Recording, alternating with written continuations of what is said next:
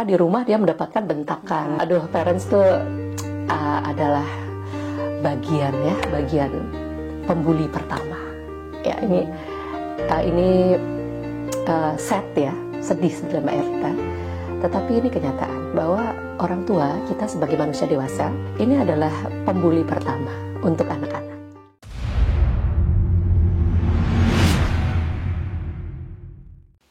Assalamualaikum warahmatullahi wabarakatuh. Selamat pagi kawan UGM. Salam sejahtera untuk kita semua. Senang sekali rasanya saya Erlita Kristinta Dewi di acara kita pagi ini Behind the Scene Kolaboratif UGM Kampus Jakarta. Pada kesempatan kali ini UGM Kampus Jakarta menghadirkan narasumber dari Xpreneur. Nah, kawan UGM, Xpreneur ini merupakan suatu komunitas, institut, agensi yang terdiri dari kumpulan para expert yang saling berkolaborasi dan saling membantu satu sama lain untuk meningkatkan value mereka, bisa meningkat sampai 10 kali lipat dan memiliki waktu yang sangat fleksibel. Nah, kawan UGM, pada kesempatan kali ini kita kedatangan narasumber yang luar biasa sekali, Ibu Ditra Anandani, biasa dipanggil Mbak Lala. Apa kabar Mbak Lala? Kabar baik Mbak Erlita. Oke. Beliau ini merupakan salah satu trainer dalam neuroparenting, juga communication, skill development, seorang mentor juga, fasilitator, motivator. Wah, luar biasa sekali ya Mbak. Oke, kalau UGM bersama dengan Mbak Lala kali ini kita akan membicarakan suatu topik yang menarik nih, yang menjadi perbincangan di masyarakat. Luar biasa sekali belakangan ini sering sekali di medsos, di internet, terutama nih buat para ibu nih sering membicarakan topik ini. Kita akan membicarakan dengan Mbak Lala terkait inner child. Menelusuri inner child untuk kesadaran sehat mental. Nah, ini menarik loh ya Mbak Erlita. Banyak kali tuh, ini kalau boleh ya saya cerita sedikit. Banyak kali tuh kita itu suka membiasakan dengan karakternya kita sendiri, gitu ya. Tanpa kita tahu sebetulnya karakter itu timbul dari mana. Nah, ini makanya tadi disebutkan ya dari Mbak Erlita, menelusuri gitu ya inner child untuk kesehatan mental, gitu ya. Nah, ini kalau boleh nih saya berbagi nih rekan-rekan, ya kawan UGM. Kadang-kadang kita kan nggak tahu ya, tahu-tahu kita bereaksinya, gitu ya. Kita bereaksinya itu tidak menyamankan situasi atau lingkungan kita, gitu ya. Kemudian kita merasa bahwa ya itu gue, gitu ya. Itu tuh aku. Gitu. Nah, sebetulnya ketika kita mulai memahami dari mana ya asal dari reaksi kita, maka kita bisa memperbaiki kalau itu tidak menyamankan lingkungan kita, gitu ya. Jadi saya sangat menganjurkan sekali nih ya. Jadi bukannya ketika kita bilang inner child, karena inner child itu sebenarnya stimulus masa lalu, masa kanak-kanak, proses ketika bertumbuh, kemudian yang masih tersimpan dalam alam bawah sadar, gitu ya. Terus gimana nih gitu ya? Kadang-kadang kan kita bilang masa kecil saya happy. Nah, itu juga inner child sebetulnya. Jadi kalau sudah happy ya nggak apa-apa, ini berarti parentalnya bagus gitu ya. Nah, yang sekarang suka terjadi nih di zaman now, ya ini banyak ya kawan UGM, kita mau memutuskan sesuatu aja bingung gitu ya.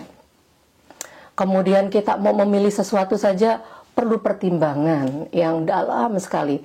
Ragu untuk mengambil sesuatu pilihan, cemas gitu ya.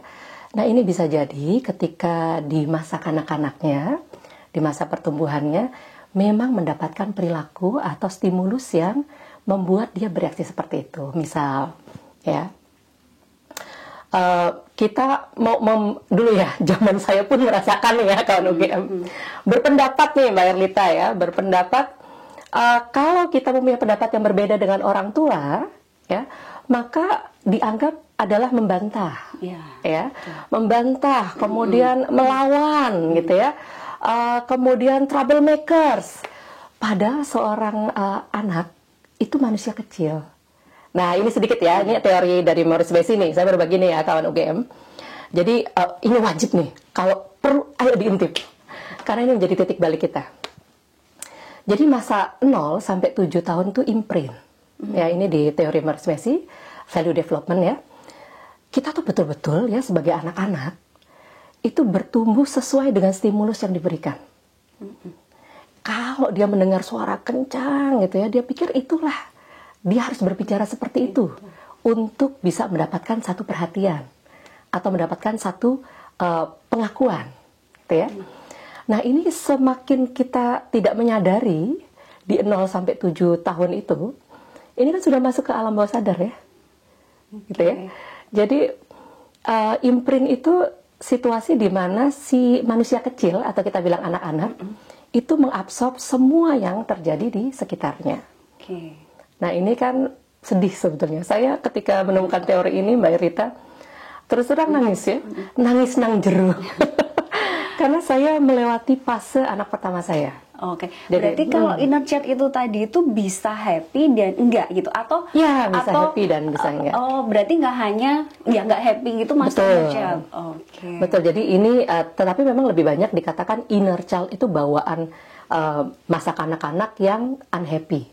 Sebetulnya enggak, inner child itu bisa saja bertumbuh ketika parentingnya sudah ada ya komunikasi antara ayah dan ibu, punya kesepakatan satu rules yang menyamankan dan anak-anak happy, ya makan bareng gitu ya, kemudian ngobrol ya, ngobrolnya asik-asik aja, kemudian jadi satu visionary ke depan, saya kepingin membangun seperti itu gitu ya di kehidupan saya. That's inner child juga. Nah, cuman memang kebanyakan yang sekarang terjadi ya, pergolakannya adalah inner child itu terhubung dengan situasi yang tidak menyamankan, emotion negatif yang muncul terhadap situasi tertentu, kemudian reaksinya kadang-kala jadi seperti ketakutan gitu ya.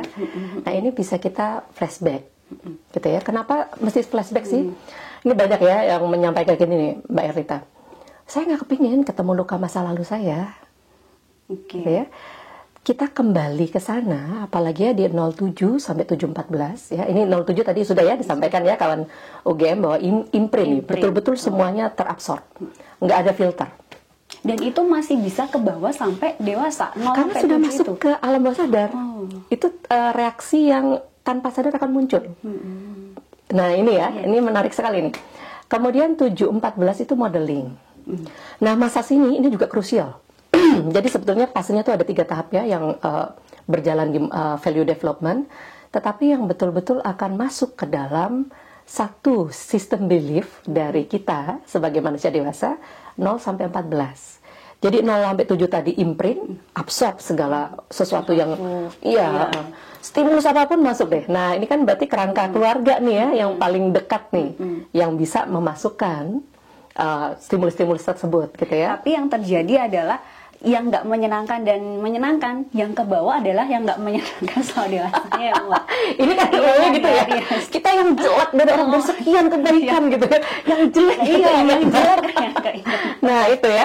Nah, kemudian itu makanya kenapa dibilang inner child itu akhirnya menjadi satu dilema kesehatan mental. Gitu ya. Nah, modeling, kita masuk ke modeling dulu ya nih kawan UGM. Ini sudah masuk di 7 sampai 14. Seorang manusia kecil, anak gitu ya, akan mengkomparasi. Kok ternyata di keluarga ini dia lebih disayang. Karena perlakukan ibunya barangkali ya mengelus kepala, sesederhana itu ya. Kata-kata yang santun. Sementara di rumah dia mendapatkan bentakan misalnya ya, atau ditoyor. Kadang-kadang nggak sadar ya. Ini parents nih ya, nih. Aduh, parents tuh adalah bagian pembuli pertama. Ya, ini sad ya, sedih sebetulnya Mbak Erlita. Tetapi ini kenyataan bahwa orang tua kita sebagai manusia dewasa, orang tua ini bukan hanya karena ikatan pernikahan ya, tetapi kita dewasa kan dibilang orang tua ya. Orang tua itu tuh walaupun bukan orang tua kita. Ini adalah pembuli pertama untuk anak-anak. Nah, ini maka saya sangat mengencourage ya ketika saya juga menjadi instruktur di Kemdikbud ya untuk keterampilan sosial emosional ataupun coaching, itu saya selalu selipkan. Karena menurut saya ini life skill ya, perlu kita masuk ke situ untuk ayo kita mau memaafkan ya, kemudian ayo kita mau memaknai dulu peristiwa yang tidak menyenangkan itu apa yang sudah bagus yang terjadi di saya ya, kemudian lepaskan. Itu tadi kan 0 sampai 7, 7 sampai 14. Nah, setelah 14 itu apakah bisa juga melekat sampai dia dewasa nanti atau kalau gimana? Sudah masuk 14-21, sudah socialization masuknya. Ini loh gue gitu ya. Jadi ini kawan-kawan UGM juga suka gitu ya. Saya ini introvert, saya ekstrovert gitu ya. Aduh, saya ini tomboy gitu ya. Kadang nggak suka saya pakai rok misalnya gitu ya. Kita melabel diri kita itu sudah di socialization.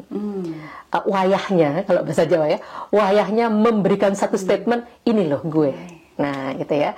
Nah ini sudah bentuk yang perlu kembali ke masa lalu untuk memperbaiki. Kalau misalkan memang dirasa itu tidak nyaman untuk interpersonal skillnya, gitu ya. Nah ini makanya kalau kita mengatakan gue nih gitu ya, saya nih seperti ini, nah perlu cek and recheck nih, saya seperti ini menyamankan nggak buat sekitarnya gitu ya, reaksi saya seperti apa sih. Kadang-kala kan banyak ya Mbak Erlita di jalan kelewatan mobil aja, Oke Mbak, itu kan salah satu ya kenapa sih orang dewasa perlu tahu inner child gitu. Yang lain seperti apa Mbak Lala? Pentingnya untuk mengetahui, memahami orang dewasa itu, inner child itu seperti apa? Yes, pentingnya itu adalah kita mengetahui bahwa dari mana asalnya reaksi kita. Nah itu ya, dari mana sih keraguan yang hadir di kita? Dari mana sih keengganan kita untuk bersosialisasi? Ya, barangkali dulu memang dibully gitu ya, atau dikatakan, mohon maaf ya, aduh kamu tuh jelek, sesederhana itu ya, kamu tuh jelek, kamu tuh kalau nggak oke banget deh kalau mau bergaul dengan kita gitu. Nah, ini menjadi satu bagian yang penting sekali kita ketahui untuk tahu bahwa reaksi kita tuh asalnya dari mana dan perlu nggak sih kita perbaiki. Nah gitu ya, karena ini kalau balik ke inner child yang unhappy nih ya, sudah pasti akan tidak menyamankan interpersonal skill. Kalau tidak keluar ke dalam diri, kitanya yang menahan, kayaknya sakitnya di dalam dulu ada ya lagi sakitnya tuh di sini. Misalnya tuh Mbak Lala kebawa sampai ke pola pengasuhan seperti tadi yang Mbak Lala bilang ya, yang kamu nih apa ya, itu kan bentuk dari inner child gitu. Nah orang tua ini nggak menyadari ini kalau di dalamnya ada inner child gitu. Tuh bagaimana Mbak Lala? Nah, makanya memang perlu diinisiasi ya. Artinya perlu kita mau mendengar. Nih, mendengar dan mau mendengar beda nih ya. Mau mendengar itu kita mendengar bahwa di sekitar kita itu suka bilang kita tuh apa sih? Gitu ya. Oh, saya ini pemarah gitu ya. Oh, saya ini pemalu. Sering banget gak sih orang bilang gitu ya. Nah, ayo mau cek and recheck gitu ya ke dalam diri kita. Dari mana? Gitu ya, asal saya ini bereaksi marah gitu ya, baru dicolek sedikit senggol bacok gitu ya, langsung matanya melotot. Ini gesture ya, non verbal itu luar biasa ya reaksinya, mata melotot kemudian tangan langsung. Dari mana asalnya? Nah dan memang butuh kita ya sebagai yang memang memahami bagaimana proses reaksi itu berjalan untuk mengingatkan. Karena kan tidak semua menyadari seperti tadi Mbak Erlita bilang, ngalir gitu aja. Itu kayaknya ini loh aku gitu ya. Ini tuh memang karakterku tuh seperti ini gitu. Tanpa berpikir bahwa sebetulnya bisa dirubah gitu ya. Itu sudah menjadi satu fixed mindset yang terbentuk gitu ya. Sulit gak sih Mbak untuk menyadari bahwa ada inner child dalam diri kita gitu? Untuk yang tidak mau memahami, untuk yang enggan untuk memahami diri sendiri, sulit ya, sulit betul ya. Benar ya, kawan UGM ini sulit kalau kita kita tidak mau memahami diri kita seperti apa sih sebetulnya ketika berinteraksi. saya sebetulnya nyaman nggak sih ketika berinteraksi, atau orang lain di sekitar saya nyaman nggak sih? Nah, kalau ini tidak terjadi, memang perlu diinisiasi atau perlu kita ingatkan, gitu ya. Kita yang tahu, misalnya, kamu tuh sering sekali reaktif, mudah marah. Kira-kira apa sih yang membuat kamu cepat marah? Gitu ya. Kamu dulu suka dimarahin nggak? Ya kalau kita sahabat ya. Ini kalau penting ya, kalau sahabat nggak apa-apa lah. Yuk diajak gitu ya, diajak menelusuri. Kamu dulu inget masa kanak-kanak kamu seperti apa sih, gitu ya. Ajak untuk kembali, dan bukan untuk melihat lukanya, tapi untuk memaknai. Enak gak sih waktu itu? Nyaman gak sih? Kamu kepingin mengulang kayak gitu lagi nggak sih? Gitu ya. Nah, itu yang memang di lingkungan ya, salah satu cara untuk memahami itu berarti dari lingkungan dulu ya. Mungkin yang lain Mbak Lala, apa ada teknik sederhana yang bisa orang dewasa itu tahu inner child ini seperti ini loh, apalagi yang nggak happy, biar nggak ngaruh ke pola pengasuhan, dengan kasihan anaknya, nanti anaknya copy juga ke anaknya lagi, itu terus aja seperti itu yang suka terjadi ya. Akhirnya terus melakukan hal yang sama sehingga ya nggak mengentas terus nih kesehatan mental di sekitar kita. Dan boleh disampaikan, kita tuh di Indonesia tuh nomor 3 loh fatherless. Jadi kehadiran seorang ayah ini tidak penuh, gitu ya. Nah, untuk kita menyadari tadi ya, kalau misalnya dari lingkungan gitu ya, kita yang mau mengingatkan, ya yang kedua adalah tentu balik lagi mau belajar, memaksa diri kita untuk belajar. Nah, ini kalau di neuroscience ya, nih kawan UGM, belajar itu vitamin otak. Belajar itu vitamin otak. Jadi ayo nggak usah sungkan untuk belajar, mau tuh. Nah, satu ya mungkin kuncinya kita sadari dulu ya. Ini ada aware, adapt, dan aware, accept, dan adapt ya. Jadi sadari dulu. Oke, saya reaktif ya, gampang banget tersinggung ya, sensitif ya. Kemudian yuk kita accept dulu. Oke. Ketika saya accept ya, ketika kita accept, maka kita akan munculkan. Nah, bagaimana sih saya dulu sehingga saya memunculkan reaksi ini? Proses adaptnya ini tentu nggak gampang ya. Ada teknik-tekniknya ya. Kita bisa ke mindfulness segala macam. Nah, adapt ini ayo mau diubah menjadi sesuatu yang lebih baik. Nah, paling mudah untuk semuanya itu teknik breathing ya. Jadi kita sebelum bereaksi menahan dulu, berjeda. Nah ya, itu hanya beberapa second otak kita jadi tidak terstimulus untuk reaktif. Jadi tahan dulu sebelum bereaksi. Nah itu ya mungkin tipsnya. Kalau mau marah gitu ya, kalau mau marah gitu ya malah ya sebentar. Waduh Mbak Lala, ini sebenarnya kalau kita lanjut ini bakal bisa sampai berjam ya, seru sekali ya, karena ini sebenarnya belum selesai nih kawan UGM soal inner child ini, tapi waktu juga yang memisahkan kita.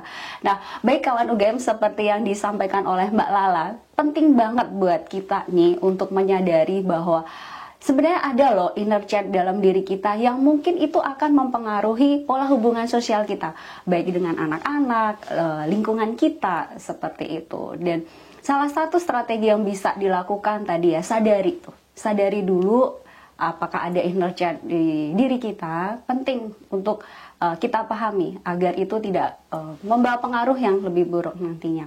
Baik kawan UGM, jika kawan UGM mempunyai pertanyaan atau ingin berkonsultasi terkait topik terkait, kawan UGM bisa mengirimkan email ke ugmjkt.tim@gmail.com. Oke, baik kawan UGM, sepertinya pada kesempatan kali ini diskusi kita, perbincangan kita akhiri. Nanti kita akan ketemu kembali di dalam topik lain yang lebih menarik lagi dengan narasumber yang kompeten lainnya. Oke Mbak Lala, kita akhiri. perbincangan kita kali dalam Beyond the Scene kolaboratif UGM Kampus Jakarta. Sampai jumpa.